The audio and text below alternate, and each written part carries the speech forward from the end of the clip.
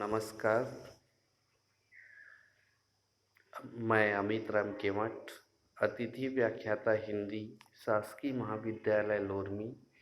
आज हम अटल बिहारी वाजपेयी द्वारा संचालित एमए हिंदी चतुर्थ सेमेस्टर के पाठ्यक्रम में शामिल अज्ञेय के काव्य के कला पक्ष की विशेषताओं का वर्णन करेंगे, अध्ययन करेंगे।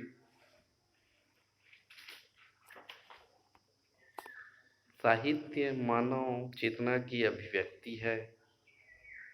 साहित्यकार किसी समाज विशेष का ही घटक होता है।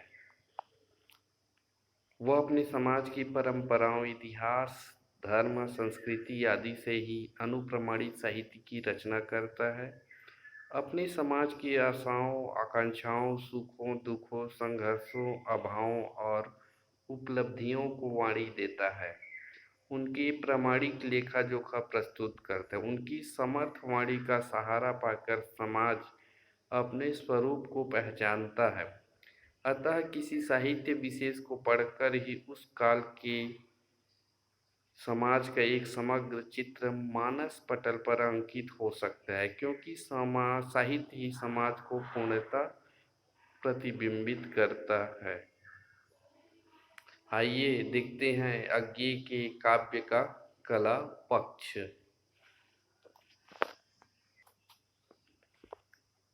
अज्ञेय प्रयोगवादी काव्य धारा के विशिष्ट कवि है।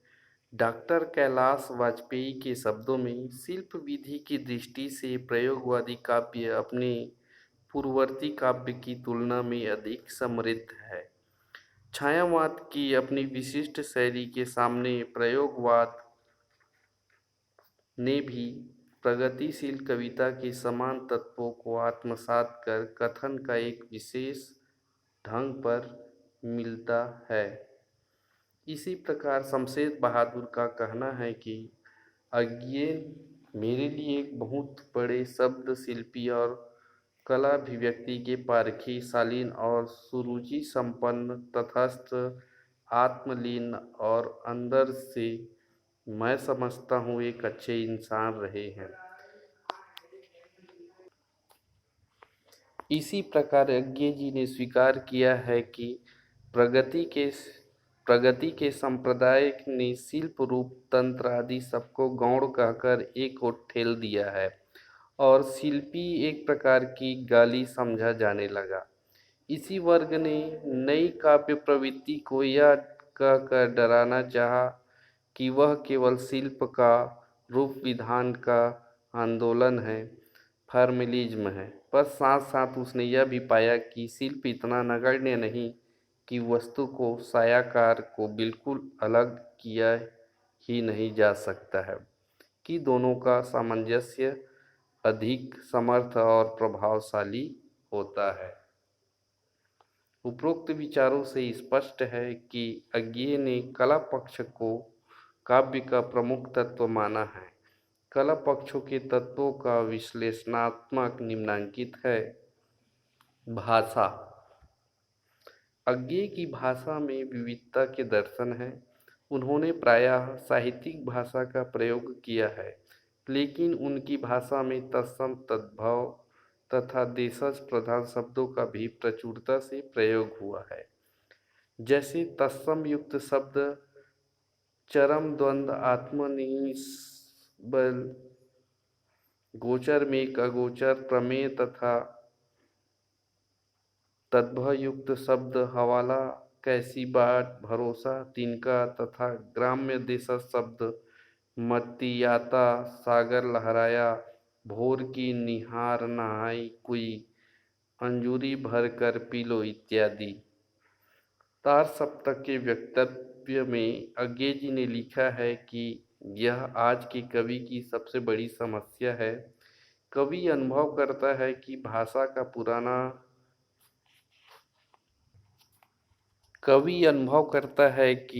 का पुराना व्यापकत्व उसमें नहीं है। शब्दों के साधारण अर्थ से बड़ा अर्थ हम उसमें भरना चाहते हैं, पर उस बड़े अर्थ को पाठक के मन में उतार देने के साधन अपर्याप्त हैं।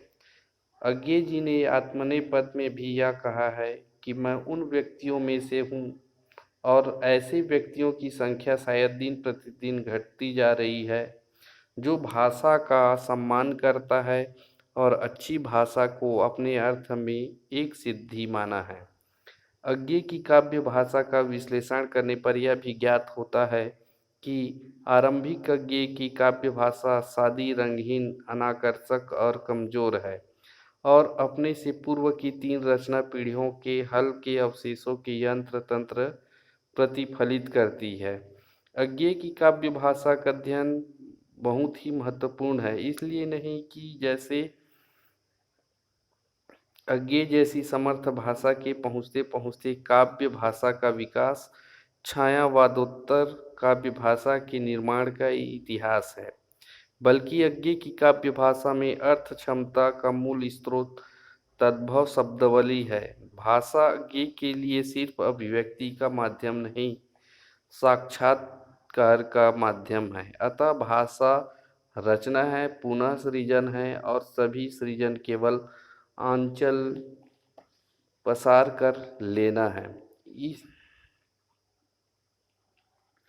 इस बात में किसी प्रकार का संदेह नहीं है कि अज्ञे जी का शब्द भंडार विशाल है तथा नवीन शब्दों का भाषा में प्रयोग और काव्य उपयोगी बनाता है। अज्ञे जी की कविता में अनेक रचनाओं पर छंद विकृत सी भी हुई है। कई स्थानों पर अज्ञे जी संस्कृत निष्ठता ने काव्य के अनुरूप पद रचना में बाधा उत्पन्न की है। जैसे विफले विश्व क्षेत्र में खो जाता जा, पूंजीभूते प्रणय वेदने आज विस्मृत हो जा। अतः स्पष्ट है कि अज्ञे जी ने अपनी भाषा को भाव तथा विचारों के अनुसार बनाने में विभिन्न प्रकार के शब्दों में अलंकृत तथा सुसज्जित किया है, लेकिन कहीं दुरूह शब्दों के प्रयोग से भाषा में कृत्रिमता तथा अस्वाभाविकता का अभाव आ गई है। अतः हम कह सकते हैं कि अज्ञे हिंदी साहित्य में ऐसे कवि हैं जो नवीन मार्गोन्वेषी हैं, हिंदी साहित्य को नए काव्य शिल्प प्रदान करने में अद्वितीय हैं। इनमें एक ऐसे कवि का ओज और शक्ति तथा काव्य प्रतिभा विद्यमान है। यदि हम यह कहें कि इनके काव्य ने हिंदी कविता को आधुनिकता के स्वर्णमय पद पर आसीन किया है तो अतिशयोक्ति नहीं होगी। अगला देखते हैं शब्द शक्ति।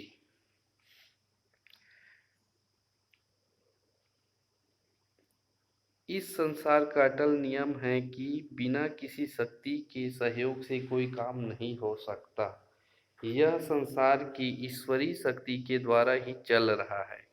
उसी प्रकार शब्द के अर्थ देने का कार्य भिन्न प्रकार के शब्द शक्तियों के प्रयोग से होता है। कला पक्ष में शब्द शक्तियों का अहम स्थान है। सामान्यतः शब्द शक्तियों के 3 भेद हैं: अभिधा, लक्षणा और व्यंजना। इसके अतिरिक्त तात्पर्य, भावना, ओजक आदि शक्तियों की भी कल्पना विभिन्न आचार्यों ने की है, लेकिन इनके प्रमुख 3 भेद हैं। अज्ञे जी ने काव्य में तीनों शब्द शक्तियाँ विद्यमान हैं। अज्ञे के काव्य विवेचन से यह ज्ञात होता है कि इनके काव्य में अभिधा, लक्षणा, व्यंजना शब्द शक्ति की अपेक्षा लक्षणा शब्द शक्ति का विवेचन बहुलता से हुआ है। तीनों शब्द शक्तियों के उदाहरण हैं। पहला देखते हैं अभिधा शब्द शक्ति। जिस व्यक्ति से शब्द का प्रचलित अर्थ बोध होता है उसे अभिधा शब्द शक्ति कहते हैं। रामदहिन मिश्र जी ने अभिधा की परिभाषा देते हुए कहा है कि साक्षात सांकेतिक अर्थ का बोधक व्यापार है। जिसे व्यापार का मुख्यार्थ का बोध हो उसे अभिधा कहते हैं। अज्ञे प्रस्तुत दृष्टांत के माध्यम से एक नए अर्थ को प्रदर्शित कर रहे हैं। इसके नए प्रकार की भंगिमा दृष्टिगोचर होती है। जैसे न देखो लौट कर पीछे, भृगुटी मत कसो, मत तो ओट चेहरे को, चोट से मत बचो। अनुभव उसे न पूछो, और कौन पड़ाव अब कब आएगा। तेजाब जब चुक जाएगा, थम जाएंगे सब यंत्र कारोबार, अपने आप सब रुक जाएगा। भाषा में शब्द शक्ति और वाक्य विन्यास का बहुत महत्वपूर्ण ही स्थान है। जैसे शब्द यह सही है, सब व्यर्थ है, पर इसलिए कि शब्दातीत कुछ अर्थ है। शायद केवल ही जो दर्द है, वह बड़ा है मुझी से, सहा नहीं गया। तभी तो जो अभी और रहा वह कहा नहीं गया। अज्ञे जी ने अपनी भाषा को सभी के लिए सुलभ बनाने के लिए अभिधा शब्द शक्ति का सहारा लेकर कहीं कहीं देशज, ग्राम्य तथा बोलचाल की भाषा को अपनाया है। अगला है अभिधा के बाद लक्षणा शब्द शक्ति। पंडित विश्वनाथ की दृष्टि में मुष्मावर्धवाथे यक्तुमो यथा व्योत्थ प्रतीते, रूढ़े प्रयोजनाद्वासो लक्षणा शक्ति परिपीता।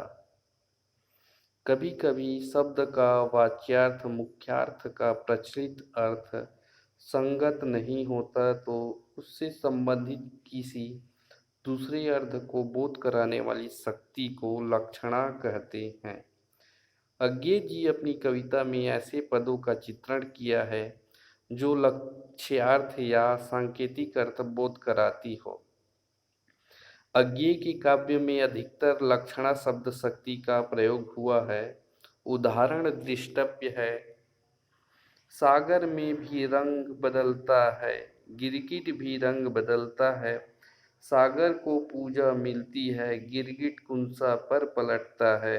सागर है वही, गिरगिट भूमि चूमता चलता है। या यह गिरगिट का जीवनमय होना ही हम मनुजों को खलता है। इसी क्रम में प्रतीकात्मक अर्थ के द्वारा कवि अपने भावों को प्रकट करना चाहता है, क्योंकि सत्य के अथाह सागर में प्रतीत रूपी कंकड़ फेंककर ही उसकी गहराई का पता चलता है। जैसे सिर से कंधों तक ढके हुए वे कहते रहे कि पीठ नहीं दिखाएंगे, और हम उन्हें सहराते रहे, पर जब गिरने पर उनके नकाब उल्टे तो उनके चेहरे ही नहीं थे। अगला है व्यंजना शब्द शक्ति। अभिधा और लक्षणा से भी कभी कभी अर्थ स्पष्ट नहीं होता। ऐसी स्थिति में इन दोनों शब्द शक्तियों से जाने गए वाच्यार्थ और लक्ष्यार्थ से भिन्न एक नया अर्थ प्रकट कराने वाली शक्ति को व्यंजना शब्द शक्ति कहते हैं। अज्ञे ने शब्दों के बीच अंतराल द्वारा ध्वनि होने वाली व्यंजना एवं अर्थ संप्रेषण को बहुत महत्व दिया है, जिसे इस प्रकार व्यक्त किया है। आवश्यक अब केवल होगा चुप रह जाना, अपने को लेना संभाल। संप्रेषण के अर्पित निर्भीत क्षणों में अब जो कुछ उच्चारित होगा कहा जाएगा। सच होगा प्लवन प्रस्फुटन इसी द्विदल अंकुर की। उस दिन वह छोटा सा तारा वत्सल था पर चुप था, आज वही चुप है पर वत्सल, स्मित यद्यपि बेचारा मेरा तारा। एक दिन यह राह पकड़ूंगा, सदा यह जानना था, पर अभी कल भी मुझे सूझा नहीं था कि वह दिन आज होगा। अधिकांश कविताएं अर्थ व्यापार की दृष्टि से अर्थ संभव है। उनकी ध्वनि तत्व उनकी व्यंजना में ही सार्थक पाता है। व्यंजना का वैभव जितना अज्ञे में है, उतना आधुनिक युग में किसी किसी भी कवि में नहीं। अतः उपरोक्त विवेचन से स्पष्ट है कि यज्ञ के काव्य में तीनों शब्द शक्तियां विद्यमान है। अगला है अलंकार योजना। आइए देखते हैं। अलंकारों के संदर्भ में आचार्य रामचंद्र शुक्ल लिखते हैं, भावों का उत्कर्ष दिखाने और वस्तुओं के रूप, गुण और क्रिया का अधिक तीव्र अनुभव कराने में कभी कभी सहायक होने वाली युक्ति अलंकार है। इसी प्रकार पंत जी ने भी लिखा है, अलंकार केवल वाणी की सजावट के लिए नहीं, वे भावों की अभिव्यक्ति के विशेष द्वार हैं। आचार्य वामन ने के अनुसार जो किसी वस्तु को अलंकृत करे वह अलंकार है। अलंकार मुख्यतः तीन प्रकार के मिलते हैं, शब्द अलंकार, अर्थ अलंकार और संकर अलंकार। ये अज्ञे के काव्य में मिलते हैं। तो पहला देख लेते हैं शब्द अलंकार। जहाँ दो से अधिक शब्द अलंकार एक ही छंद में तिल तंदुवंत मिलते हों। दूसरा है अर्थालंकार, जहाँ दो या दो से अधिक अर्थालंकार की एक ही छंद में आवृत्ति हो। शब्द अर्थालंकार की संस्कृति कहाँ होती है? जहाँ शब्द अलंकार एवं अर्थालंकार दोनों की निर्क्षेप रूप में एकत्र होता है। अगला संकर, जिस प्रकार दूध और पानी आपस में मिल जाते हैं तो पृथक नहीं किए जा सकते, उसी प्रकार नीर छीट के समान जहाँ अलंकारों का मिश्रण होता है वहाँ संकर उभयालंकार होता है। इसके चार भेद माना गया है। अंगाभिभाव संदेह, एक वाचकानुप्रेस, संप्राधान्य।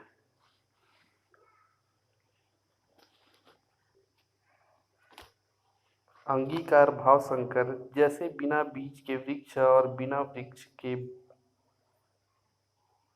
बीज नहीं हो सकता और वे दोनों एक दूसरे पर आश्रित रहते हैं, वैसे ही जहाँ दो या दो से अधिक अलंकार अन्योन्याश्रित होता है वहीं अंगागी भाव संकर होता है। संदेह संकर, जहाँ अनेक अलंकारों की स्थिति के कारण किसी एक अलंकार का निर्णय न हो सके वहाँ संदेह संकर अलंकार होता है। एक वाचकानुप्रवेश संकर, जहाँ एक ही पद में अनेक अलंकारों की स्थिति हो। अगला संप्राधान्य संकर, दिन और सूर्य की भांति जहाँ दो अलंकार साथ साथ ही व्यक्त हो वहाँ संप्राधान्य संकर होता है। अज्ञे जी की कविताओं में अलंकारों का समुचित प्रयोग हुआ है। कविता कहीं भी अलंकारों से बोझिल नहीं दृष्टिगोचर होती। अज्ञे जी ने नवीन उपमानों का प्रयोग किया है।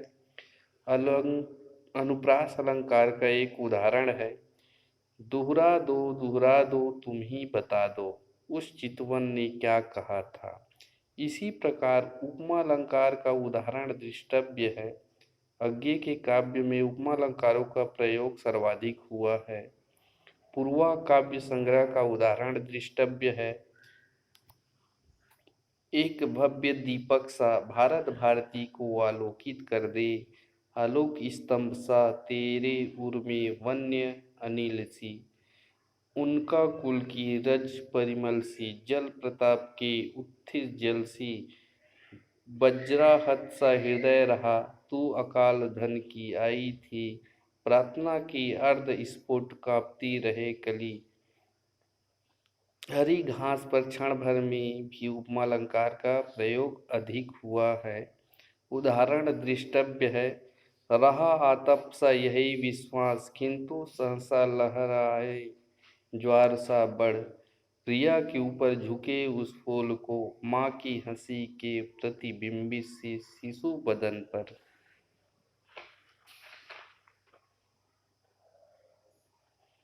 इसी प्रकार यज्ञ ने उत्प्रेक्षालंकार का भी प्रयोग बहुलता से काव्य में किया है। उदाहरण है, खंभों में बस्तियां खड़ी है सीढ़ी, ठिठक गए हैं मानो पल छिन जाने आने को। इस प्रकार स्पष्ट है कि यज्ञ के काव्य विविध अलंकारों का सजीव रूप चित्रित हुआ है।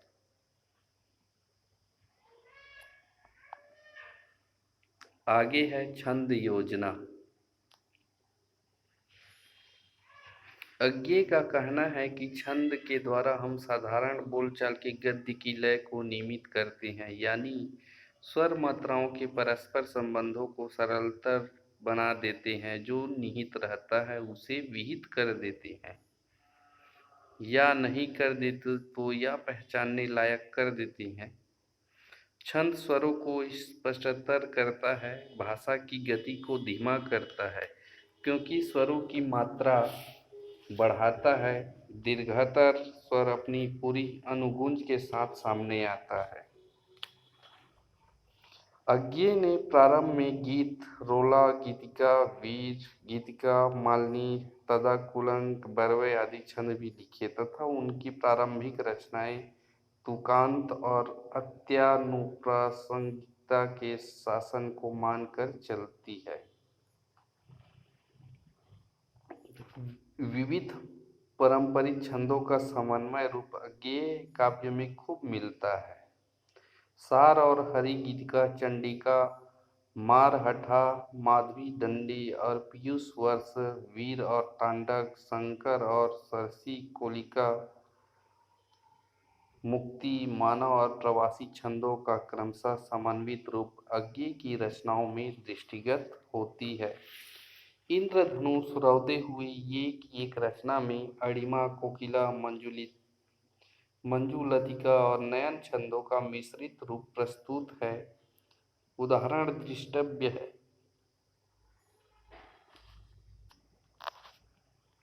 सीखा है तारों से उमंगना, जैसे धूप से सिसकना, हरी घास ने पैरों में लोट लोट बिछलना बिछलना। मुक्तक छंद। हिंदी में मुक्तक छंद को निराला जी ने इसकी परिभाषा देते हुए लिखा है कि मुक्तक छंद तो वह है जो छंद की भूमि में रहकर भी मुक्त है। मुक्तक छंद का समर्थक उसका मुक्ति। एक तरफ नई कविता छंद के बंधन को तोड़ती है, दूसरी तरफ वह संगीत यानी गेय तत्व से अधिक अपनाना चाहती है। यज्ञ के काव्य में छंद स्वीकृति एवं छंद वैविध्य। यज्ञ की प्रारंभिक रचनाओं में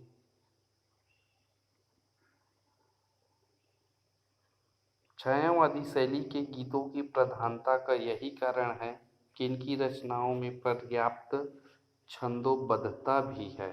कंकड़ से तू छील कर आहत कर दे, बांध गले में डोर कूप के जल में धर दे, गीता कपड़ा रख मेरा आवृत कर दे, घर के किसी अंधेरे कोने में तू रख दे।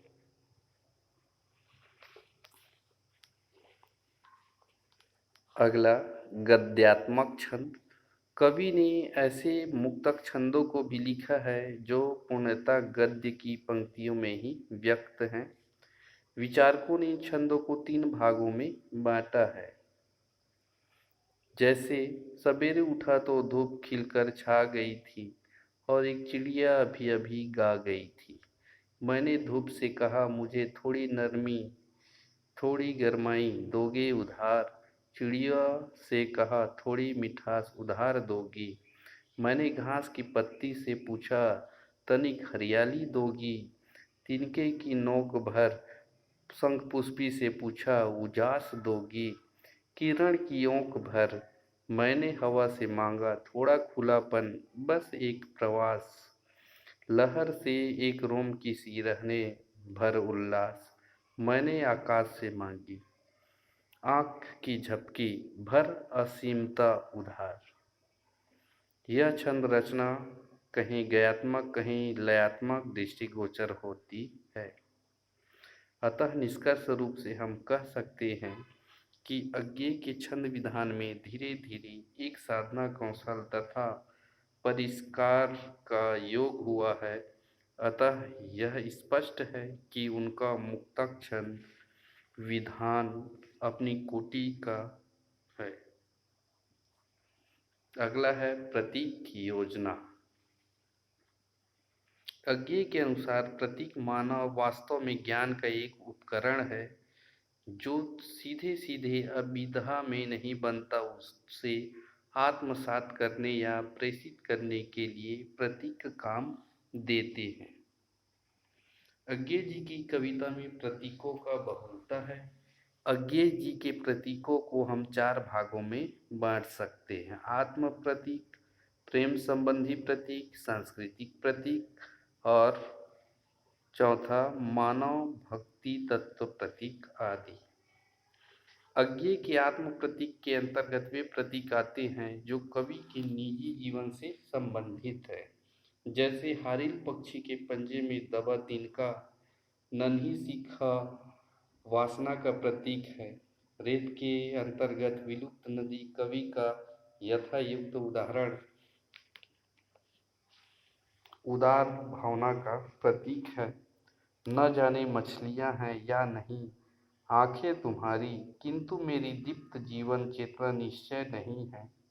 हर लहर की ओट जिसकी, उन्हीं की गति कांपती सी जी रही है, पिरोती सी रश्मियां हर बूंद में। निष्कर्ष रूप में हम यह कह सकते हैं कि अज्ञेय जी की प्रतीकात्मक कविताएं विलक्षण कसाव के लिए है, जो विविध स्तर पर अर्थों का उद्घाटित कर अपने अल्पाक्षत्व से हृदय को बौद्धिक और भावनात्मक दोनों धरातलों पर संश्लिष्ट रूपों में प्रभावित करती है। अगला है बिंब विधान।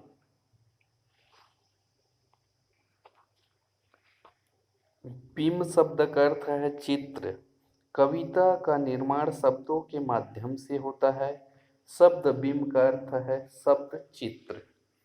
काव्य के उपादानों में बिंब का अत्यंत महत्वपूर्ण स्थान है। बिंब मनोजगत का सूक्ष्म व्यापार है। इसका सृजन केवल कवि द्वारा संभव नहीं। डॉक्टर नागेंद्र के अनुसार बिंब मूल सृष्टि नहीं, पुनः सृष्टि है। वह एक प्रकार का चित्र है जो किसी पदार्थ के साथ विभिन्न इंद्रियों के सन्निकर्ष प्रभात के चित्र में उद्बुद्ध हो जाता है। अज्ञेय ने प्रकृति के नूतन और पुरातन दोनों ही उपकरणों को लेकर सजीव बिंबों की योजना की है, जिसे पढ़कर हमारे सम्मुख साकार चित्र सा उत्पन्न हो जाता है। अज्ञेय जी के बिंब विधान का अध्ययन हम निम्न शीर्षकों के अंतर्गत कर सकते हैं। अज्ञेय जी ने 4 प्रकार के बिंबों की रचना की है।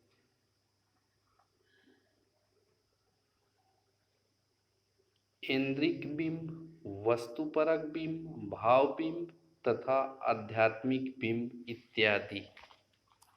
इसके एक एक उदाहरण देखते हैं। ऐन्द्रिक बिंब के उदाहरण हैं: पीपल की सूखी खाल स्निग्ध हो चली, शिरीष ने रेशम की बेड़ी बांध ली, नीम के भी बौर में मिठास देख, हंस उठी है कचनार की कली। इसका दूसरा उदाहरण है: भोर की प्रथम किरण फीकी, धीरे धीरे उदित रवि का लाल लाल गोला कहीं पर छिपा मुदित वन पारखी बोला।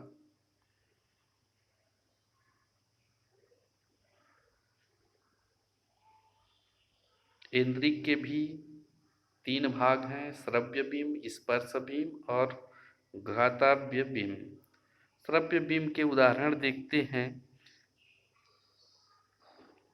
बदली कौंध पत्तियों पर वर्षा बूंदों की पट पट, घरी रात में महुए का चुपचाप टपकना, चौके खग शावक की चिहुक।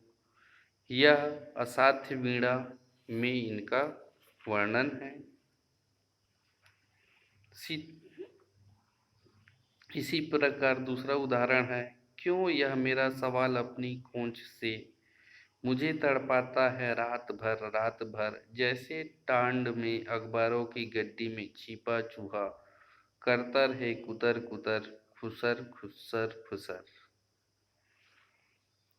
स्पर्श बिंब के उदाहरण हैं, शीतलता अपनी छुअन भर से सारे रोमांच शिथिल कर देती है।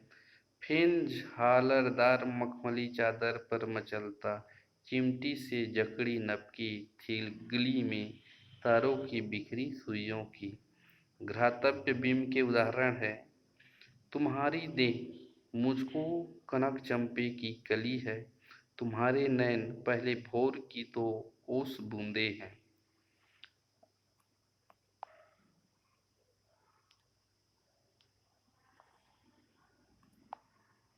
अगला देखते हैं वस्तुपरक बिंब। इस बिंबों के अंतर्गत कवि ने मानव और प्रकृति संबंधी विविध प्रकार के बिंबों का विधान किया है।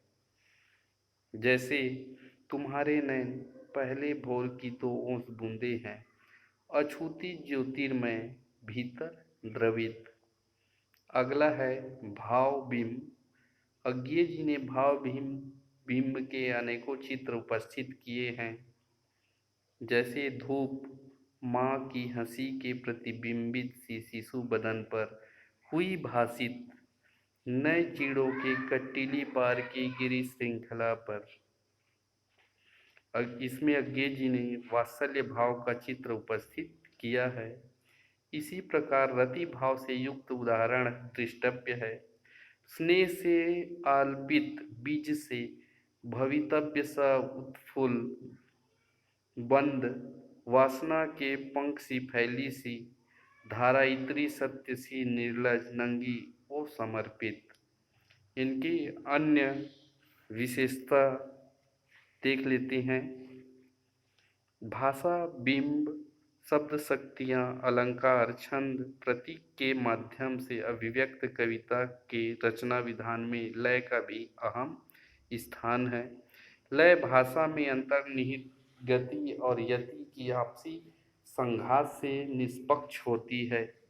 कविता में लय के द्वारा एक प्रकार की क्रमबद्धता, प्रभावान्विति आती है। वह श्रोता पर प्रभाव डालकर उसे आत्मविभोर कर देती है तथा कविता की स्मरणीयता बढ़ा देती है। छंदविहीन भाषा जब कविता में प्रयुक्त होती है तो भाव और लय को आधार बनाती है। शब्द का स्वर विधान ही लय है। नई कविता में लय का रूप पूर्ण मान्यता से युक्त न होकर टूटन की अटूट लय के रूप में आया है। जैसे छंद है या फूल पत्ती पास, सब कुछ है नियम की सांस, कौन सा वह अर्थ जिसकी अलंकृति कर नहीं सकती, यही है पैरों तलों की घास। रिचर्ड महोदय का कथन है कि शब्द मुक्त रूप में एक ही ध्वनि करेगा, चाहे वह अच्छी हो या खराब, परंतु जहाँ उसका प्रयोग हुआ है वहाँ लय किस रूप में है, यह ध्यान देने की बात है। निष्कर्ष, उपरोक्त विवेचन से स्पष्ट है कि अज्ञे जी के काव्य में अनूठे कला पक्ष के दर्शन होते हैं। छायावादोत्तर कविता में उनका एक विशिष्ट स्थान है तथा अज्ञे पर पाश्चात्य प्रभाव अधिक है। इसमें भारतीय परंपरा में विकसित बिंब प्रतीक कल्पना की प्रधानता न होकर नूतन बिंब, नूतन प्रतीक, नूतन अलंकारों की उत्कंठा अधिक दिखाई देती है। इसकी भाषा परिष्कृत है तथा यदा कदा चित्रोपमता के दर्शन भी हो जाते हैं। मित्रों, यह था अज्ञे के काव्य की कला पक्ष की विशेषताएं। मुख्य मुख्य बिंदु है भाषा, शब्द शक्ति तीन प्रकार की: अभिधा, लक्षणा, व्यंजना। अलंकार योजना के अंतर्गत शब्द अलंकार, अर्थ अलंकार, संकर शब्द। छंद योजना के अंतर्गत मुक्तक छंद, छंद वैविध्य, गद्यात्मक छंद। अगला प्रतीक योजना। अगला बिंब विधान, इसके तहत इंद्रिक विंबना,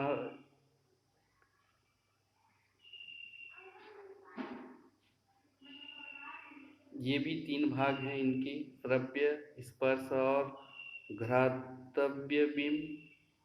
बिंब विधान के दूसरा प्रकार है वस्तु बिंब, वस्तुपरक बिंब और भावपरक बिंब। अन्य विशेषताओं में इनके जो लय है उन पर भी महत्वपूर्ण ध्यान दिया गया है। यह था इनके मुख्य मुख्य बिंदु। मित्रों, नमस्कार, धन्यवाद।